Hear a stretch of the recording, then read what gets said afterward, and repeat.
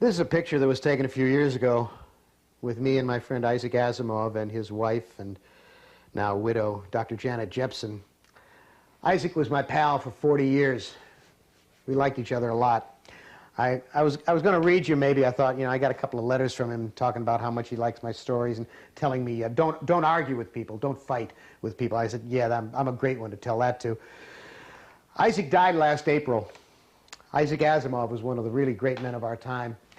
And this may seem a strange time to do an obituary for him almost a year later, but in fact, not a day should go by that you don't hear the name Isaac Asimov, because he was very important to all of us. And I wrote an homage to him, an obituary to him that I'm not going to read you in its entirety, because I break up, and that's not very becoming on television. But since the Sci-Fi Channel, when it began, dedicated the channel to him, I thought I would read you this little bit that I had in the magazine of fantasy and science fiction, and it would help us to remember Isaac. Isaac was as much a part of this magazine through the years as paper and ink, and though gone, he remains with us. As he remains with the uncounted thousands of young people who read his essays and stories and went into careers of scientific inquiry, who understood the physical universe because he made it graspable, who became better able to handle their lives because he refused to allow them to accept dogma and bigotry and mendacity in place of common sense and logic.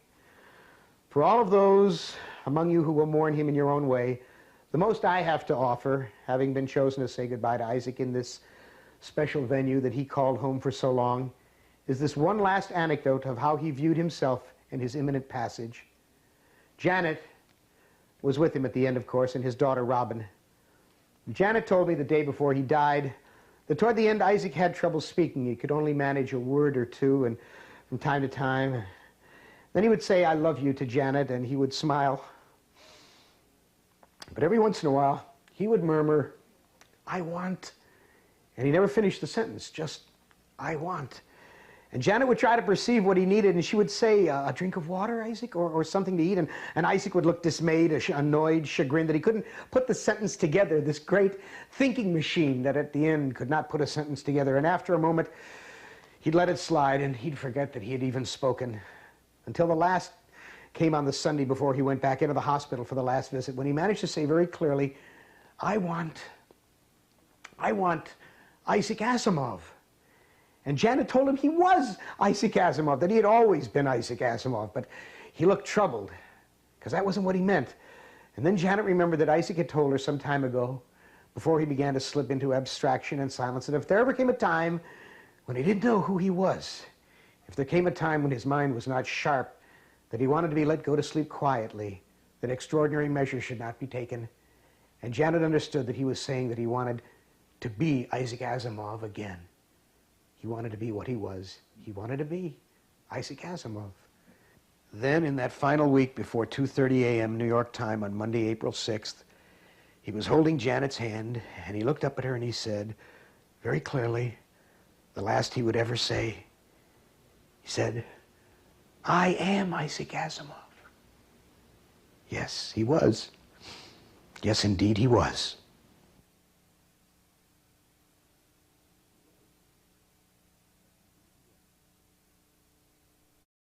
I'm a Branch Davidian, and I'm all right. I shoot all day and I pray all night. I worship Kura, she's the Lamb of God. CBS calls him a drunken sod. But I'm a Branch Davidian, and I'm okay. I shoot all night and I pray all day. Look, here I stand on, what is that, I don't know, the 490th day of the standoff in Waco, Texas. And the FBI is saying they're going to deal with him as soon as they get a message from God. I can just see God now. God hasn't got anything better to do. He hasn't talked to Jerry Falwell in weeks. Jerry's got bad breath. So God goes, "Come on out, David. It's time, David." Nothing happens. I'm talking to a friend of mine the other day, Tom Monteleone, the author, who happens to write these thrillers about sort of millennial, biblical, supernatural horror novels. Well, this is one right here. It's called The Blood of the Lamb. Now, this is not The Silence of the Lambs. That's a different one in which people eat people. This one is The Blood of the Lamb, and it's Tom Monteleone. He's a very fine writer. And he writes these books about the Second Coming and that kind of thing. And we're talking about the Branch Davidians and these nutcases who are, sort of pseudo Jim Jones nutcases in Waco, Texas. And he said, how can they be so crazy? How can they believe that stuff? I said, you're a Catholic, Tom. You believe that they nailed up a Jew and he got down off it and he came out of a cave and he walked on water and he raised the dead. What are you telling me that they're crazy for? Well, folks, I've been too easy with you. I've allowed you to believe a lot of very strange things. I really have to intercede in the name of common sense. Now, for instance, the magazine comes out every quarter called Skeptical Inquirer. It's a very good magazine for you to read. Skeptical Inquirer does articles about those stupid circles that they find in wheat fields in England, which, are made by people doing stupid things in wheat fields. I mean, I guess they have nothing better to do. They have time on their hands. And right here, there's a special report. This special report says 3.7 million Americans have been kidnapped by aliens. They took the reports from all of the various tabloid papers, and they analyzed them. They got a whole mathematical grouping, and they find that if, in fact, as many people as say have been kidnapped by aliens have been, it's 3.7 million Americans. Now, isn't it amazing that of all those 3.7 million Americans, not one of them could put a sentence together properly and grammatically? They always come to some yo-yo out in East Chitley Switch, Georgia, and then they take him up into space and they give him a rectal examination. Now, I don't know about you, but if I were a proctologist, one rectal examination is more than enough to learn everything you need to know about the human anatomy. But these aliens are either perverts or it's not happening. Look, when I do these comments with you, and being a writer who writes science fiction and fantasy and that kind of thing, I try to tell you that there's a big difference between me using a Loch Ness Monster or a Yeti in a story and actually believing that crap. I don't believe that stuff. I'm a human being. I'm a normal person. I believe in Occam's razor. I think there probably is something out there in space, and eventually we'll find it, but I do not think they come here on a regular weekly basis. Here are the 10 great unanswered questions of science. And not one of them is about flying saucers. Now pay close attention. If you can answer any of these 10, we promise you an all-expense-paid tour to the fabulous Art Deco studios of Sci-Fi Buzz. You'll love it. It's fabulous. It's the size of the Taj Mahal. The 10 great unanswered questions of science from Discover Magazine, November 1992. Number 1, how big is the universe? 2, does chaos rule the cosmos? Number 3, what drives climate? Number 4, how did life start? 5, is anyone out there? 6, how does a single cell become a whole body? 7, what is consciousness? 8, who peopled the planet? 9, how many people can Earth hold? And 10, can we wipe out disease? Now, these are great mysteries. You don't really need to believe crazy stuff, like James Dean is not actually dead, but living hideously deformed in a mental institution in Indiana, or that Elvis Presley makes regular visits to 7-Elevens. You don't have to believe that stuff. Trust me on this. I talk to God regularly. She tells me that's wrong.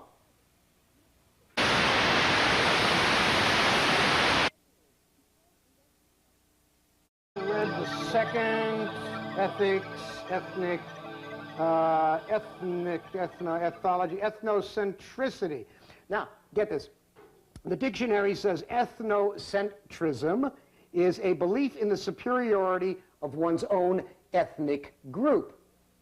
And this is good, under xenophobia, be with you in a moment here, xenophobe is a person unduly fearful or contemptuous of strangers or foreigners, especially as reflected in his political or cultural views.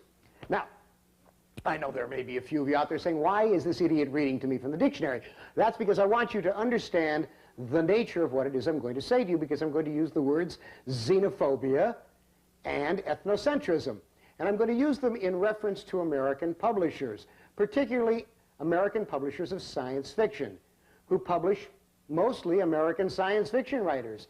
Occasionally they publish British science fiction writers, but basically they publish Americans. And they have an absolute aversion to translating from other languages the famous and the eloquent and the excellent writers who write science fiction and many other things into English so that you can read them.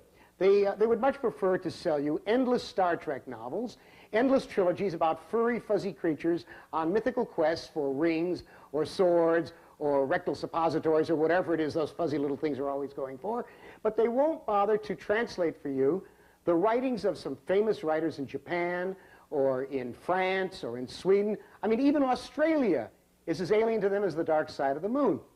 Now, I have a small list here, and I brought it with me so that I could read you some names, so that if you happen to see any of these people's names, you'll look them up.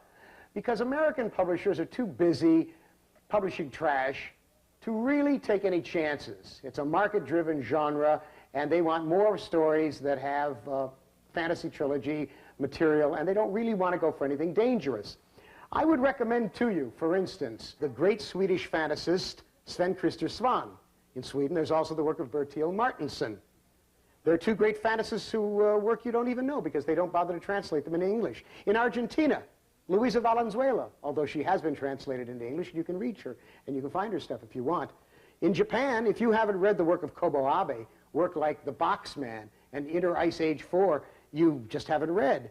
And in Australia, there are people like Terry Dowling and Lucy Sussex, Sean McMullen, Peter Carey, Russell Blackford, Greg Egan, Leanne Fromm.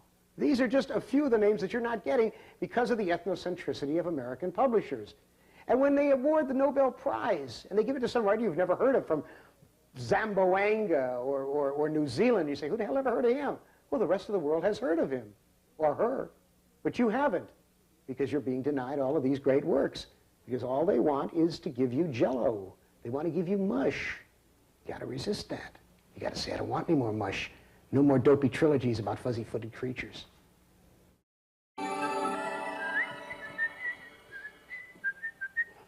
Hello there.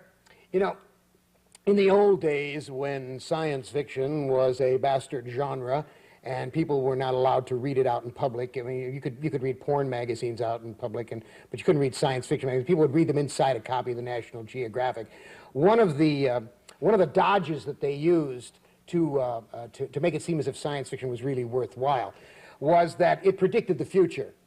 Yes, we predict the future. Why, Jules Verne predicted the submarine. Why, H.G. Wells predicted the time machine. Well, that, of course, was nonsense.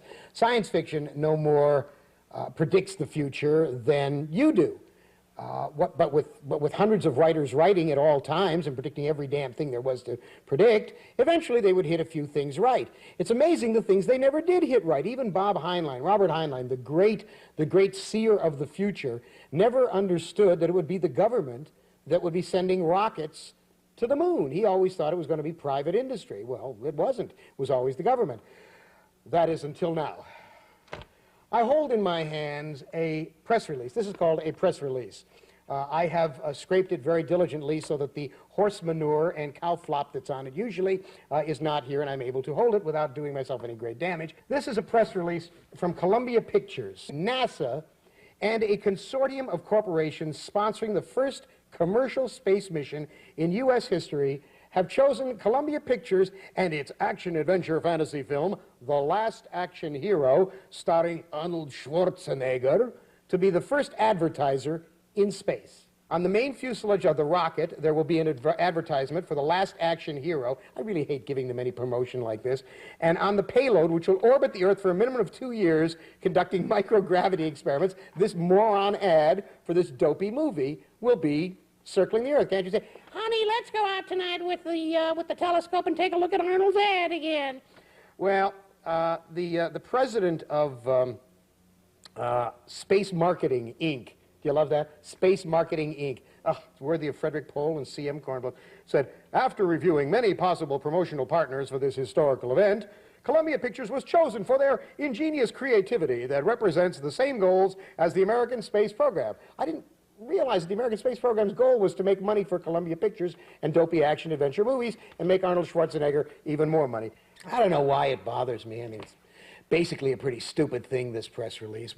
I suppose it's because here we are down here on this mud ball, looking up at the stars, maybe the last 40, 50 years, actually thinking we're going to reach them someday and hoping that we're a noble enough species to do it.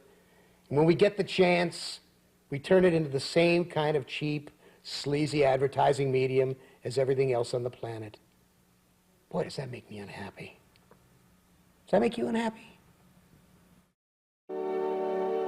In the 25 years since Stanley Kubrick's benchmark film 2001, A Space Odyssey came out, Sci-Fi Buzz commentator Harlan Ellison says many film and TV producers he knows in Hollywood haven't learned a thing.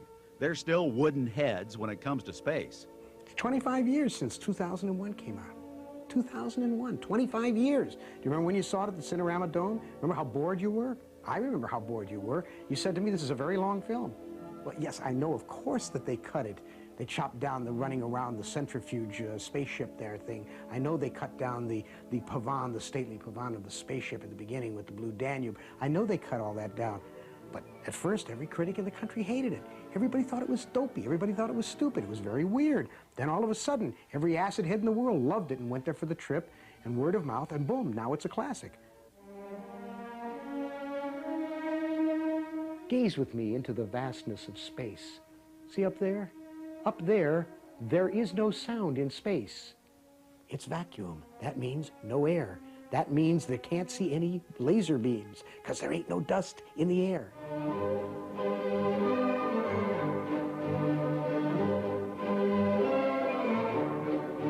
It really is a classic, particularly when you look at what's come since, and when you realize that nobody bothered to learn any of the lessons that Kubrick taught them.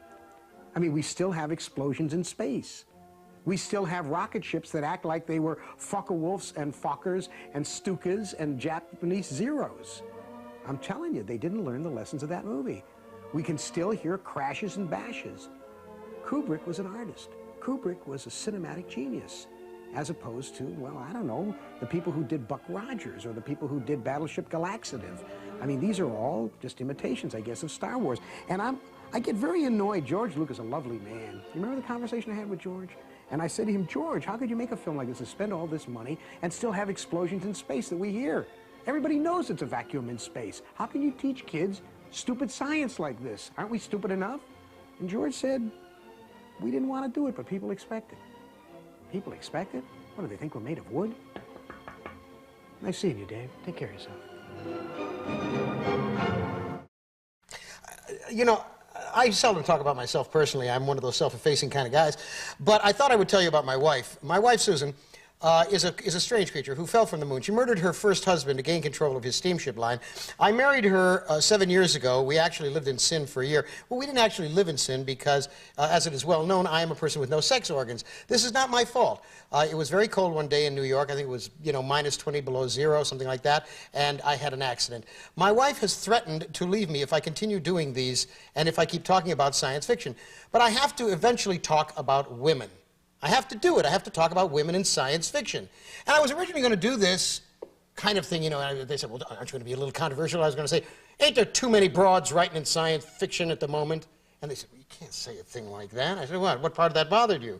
Well, I was thinking about women in science fiction. Now, when I came into this vaunted field, which was in the early 50s, there were only 3 or 4 women who were writing science fiction, maybe 5, and all of them were writing under names that were either patently man's names, like Andre Norton, who was, of course, Mary Alice Norton writing, or C.L. Moore under initials, and that was Catherine L. Moore. And they were brilliant writers. A woman named Lee Brackett, and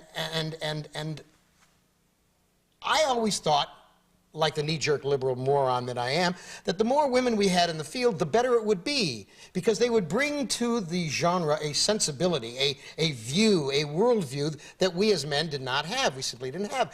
And so along about the early 60s, late 50s, early 60s, maybe middle 60s, I don't know, something like that, there started to be some enormous breakthroughs. There were some astonishing women writers. Astonishing writers who happened to be women. Ursula Le Guin, Joanna Russ, Vonda McIntyre, Carolyn Cherry, Kate Wilhelm was doing important things at that time. I got a little list here so I wouldn't forget.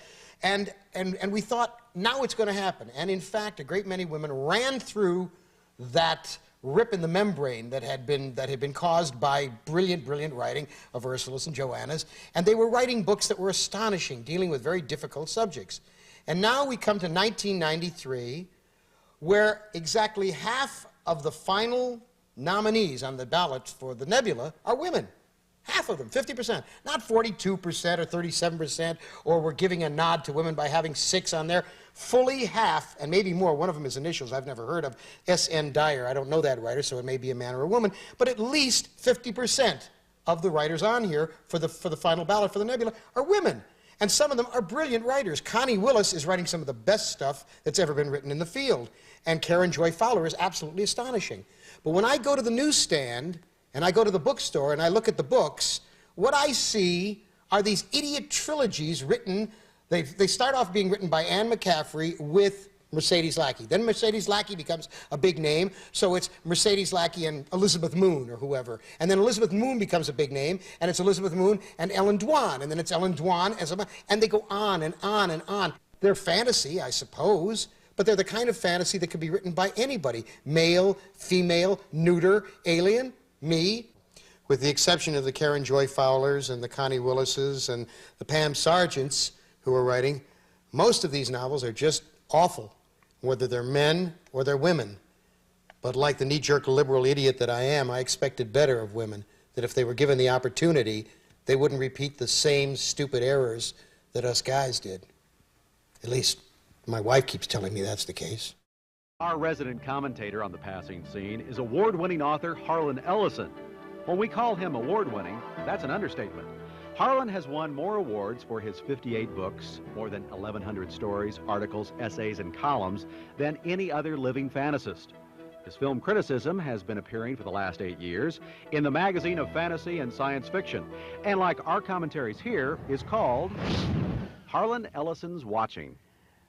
One of the things that gets me crazy, and it gets every writer crazy, whether they're in this field or any other genre, is getting one of these letters from somebody in East Chittling Switch, Georgia, or some other center of great wisdom, saying, well, I know you're a great writer, and I just love your works, but I can't find any of your books on the newsstand. Why is that?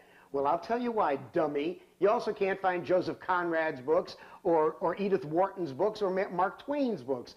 That's because this is a market-driven industry.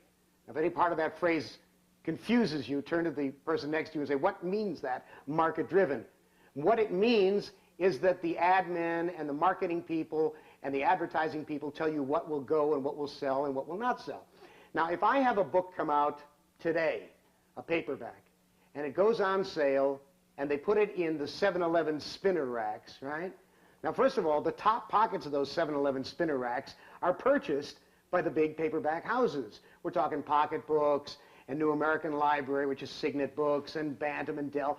And that means that if you're in one of the lesser companies, you are stuck in one of the lower pockets. Now, you know yourself, when you go into one of those 7-Elevens or some other fast shopping place, you spin the rack and you look at what you can see. You do not bend down, because if you bend down, 27 people are going to trip over you and dump their Slurpees all over you. So that means that if you got a book in one of those bottom pockets, forget it. You are necky hokey, no price. You can't sell the book. But let's say that the book does get up into one of those upper pockets. How long does it stay there? What is that? A month? What, you said, what, 6 weeks? And you over there sitting on the sofa stuffing your face with Twinkies. What'd you say? What, a week? No. What you've got is 4 days. 4 days before they bring in the next batch of books. In the course of a month, paperback publishers will publish something like 2,000 different titles. Now that means that the only ones that are going to get really put on the top are Danielle Steele and Stephen King and Louis L'Amour when he was alive, and whoever is this month's flavor of the month, you know, like John Grisham. And that means that everybody else who is called mid-list gets shoved to the bottom. Now that's the ideal situation. You want to know how long it is in the biggest newsstand in America? First of all, do you know where the biggest newsstand in America is? No. Good guess, but no. I'll tell you where it is. It's at O'Hare Airport in Chicago. They have the largest newsstands in the world there. In those satellites, they sell more paperbacks per annum than entire cities, entire states. And you know how long you've got there to make it? How long do you say? What? 1 day? 2 days? 5 days? No. You got 3 hours. One day I was waiting for a plane. I was transferring heaven knows where. And I met the guy who comes around with the little cart. And he's dragging the slab cart behind him that's got all the boxes of books. And I'm watching him fill the pockets in these newsstands in the different satellites. And I said, how long can you tell when a book sells there? He says, you got 3 hours. He will load up a pocket. He'll put 4 of everything. And then he will go away. His rounds around all of the satellites of O'Hare Airport take him 3 hours. When he comes back, If he put up 6 copies of my book and there are 4 still there, and he put up 13 copies of the Stephen King book and there's 1 there, out come my 4 and in go 13 more of Stephen's books. Now, that's why you can't find any of my books. I got 59 books. None of them are in print at the moment. And I'm not the only one.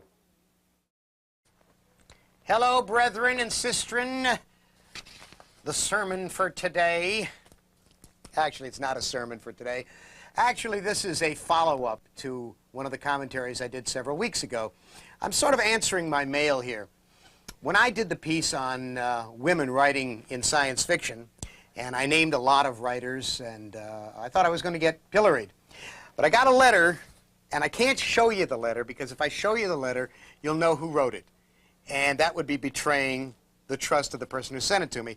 But I've used yellow highlighter here, and I think I've got the salient parts, and I'd like to read you what this writer, a woman, wrote to me. A woman who is a writer and an anthologist, very well known, very highly respected. And she was talking about the commentary that I did about women writing in science fiction. She wrote, "Dear Harlan, I was in the kitchen washing dishes a short while ago when somebody came in to tell me that the television was about to emit something interesting. I asked the obvious question, and he said he was watching Sci-Fi Buzz, and Harlan Ellison's going to talk about women, SF, and fantasy writers. Well, he asked me what had made, I came rushing in. He asked me what had made me so eager and curious. I replied that I wondered if you were going to name names, and he asked for further explanation. I explained that just the weekend previous, and here she names 3 other writers, 3 other women writers of extraordinary award-winning quality, and she had gone on at great length, but in private, about the sad state of SF and fantasy due to the proliferation of poorly written books by women who clearly didn't know better about anything from men to sentence construction. We," and she names the women again, "agreed that the situation wouldn't get better until we stopped being polite to each other just because we were all women, but none of us was ready to name names in public." She goes on and she says some more things, and then she says, "Then you came through with vintage Ellison, sharp, precise, and naming names. May the gods, whoever and wherever they are, smile upon you for once again speaking the truth. I don't know if you consider me with the sheep or the goats, but I think the genre is being inundated with waves of pseudo-feminist fantasy trash, one damn thing after another, plots, cardboard characters, politically correct and recycled, and facile resolutions the Brothers Grimm would laugh out of fairy tale heaven.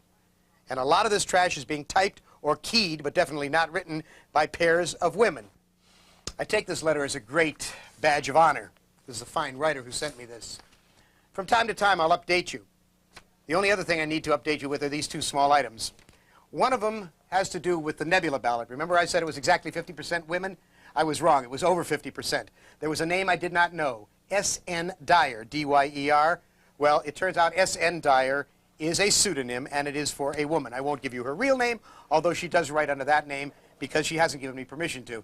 But that means that the Nebula ballot this year was 60% women instead of 50. The other thing you need to be updated on to know exactly where I stand so you won't think I have any hidden agenda, on June 14th, I started work as the conceptual consultant on the forthcoming television series Babylon 5. If I now say anything bad about Star Trek or Deep Space Nine or anything like that, you'll know that I possibly have a secret agenda, so you can discount anything I say. Oh, to tell the truth. Ah, honor. Ah, money. Ah, time. Ay, ay, ay. Okay, as you can see, if you look closely at my tie, friends, this is the Tasmanian Devil.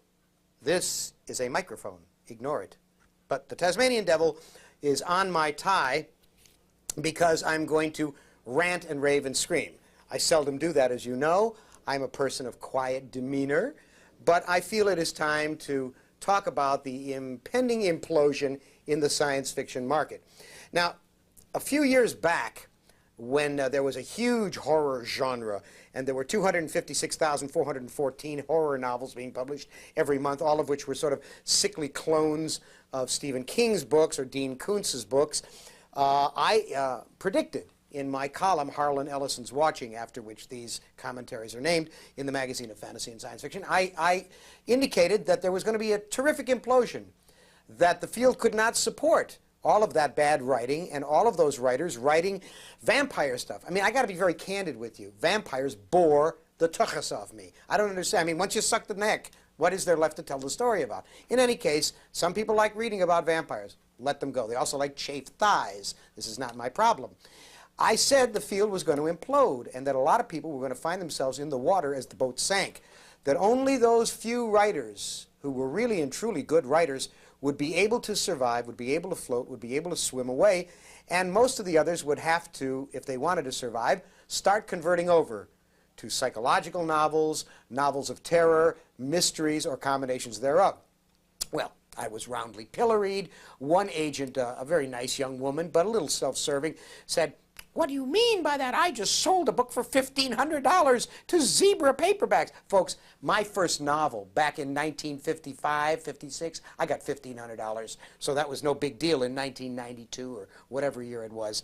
And as you can see now, there's almost no horror line left. When you go into one of the big bookstores. There are a lot of books that look like it. They're being converted over. The only real line that's left is Abyss Books, which is published by Dell. Well, the same thing is about to happen in science fiction. Yes, yes, it's finally come to pass. Sodom and Gomorrah are about to fall. A lot of people who have been writing, how shall I put it delicately, caca, are about to find themselves in the water with no boat. Even people like Piers Anthony and Jack Chalker, who have made a fortune with these endless trilogies and tetralogies and series after series after series, even they are not getting the kind of money that they got just a few years ago. Everybody is scampering and scrabbling for a new birth. And what's happening is a major weeding out process. Yes, I am ranting. Yes, I am raving. Yes, I am the Tasmanian devil telling you that all of this crap writing that has butchered our field and has made it the lowest possible level of reading in the last 5-10 years is about to be weeded out. A great many people are going to find themselves unemployed. But this is good for humanity, because now perhaps they will go take up electrical wiring, they'll get a job as a plumber, and as I have said many, many times, when your toilet overflows, you don't need Dostoevsky coming to your house. Mark my words. Represent the Lollipop Guild, the Lollipop Guild. This is the Gnome King of Oz. This is Tick-Tock of Oz. This here is the Scarecrow of Oz, and you know, of course, the Tin Woodman of Oz. Now, I'm standing here in front of part of my Oz collection. Now, the reason I'm standing in front of it is to talk to all the parents out there whose children have become hopeless dope addicts, who have piled up their cars doing 180 miles an hour while drinking beer, or who have picked up some hideous alien disease. Part of the problem for you folks is that you're allowing television to be your babysitter. You talk about the evil and the violence on television. Well, that's why the off switch is there. But you're too lazy to go and talk to your kids. So what I'm going to try to do here today is suggest an alternative. I don't care how old your kids are, whether they're 2 years old, 5 years old, 12, 15, or 17. You sit them down, or possibly nail them to the chair if they move too fast, and you read them the Oz books. One after another, you read them the Oz books. This is The Wonderful Wizard of Oz. This is actually a leather-bound edition of it. This is not the original. I could not afford the original. But it's a wonderful book with all of the original illustrations by W.W. Denslow in it. And all the rest of these are Oz books. All of these and all of these. And there are new ones being written all the time. There were a whole group of them that were written by a woman named Ruth Plumley Thompson. Many of them are out in paperback. And they're available to you. And so you can even read about Jack Pumpkinhead of Oz right here. And I'll tell you why it's a good idea. Not only are these books wholesome, not only do they teach proper values, not the kind of bogus family values that the Republican Party tried to sell us, but really, come with me, come this way, really terrific family values. The kind of family values that I think they're going to try to instill in the new Oz theme park that is proposed in Emporia, Kansas. This is an artist's conception of the Emerald City that was done for the Landmark Corporation. They're the people who did the Back to the Future ride over at Universal Studios. And they are talking about having an Oz land, an Oz theme park in Emporia, Kansas. And you could take your kids there. Either way, imagination is what we're talking about. The harsh realities of life that kids have to face every day. are not going to go away. They need your attention, and they cannot be permitted to be turned over to the tube for education. The tube is not Oz. The tube is hell.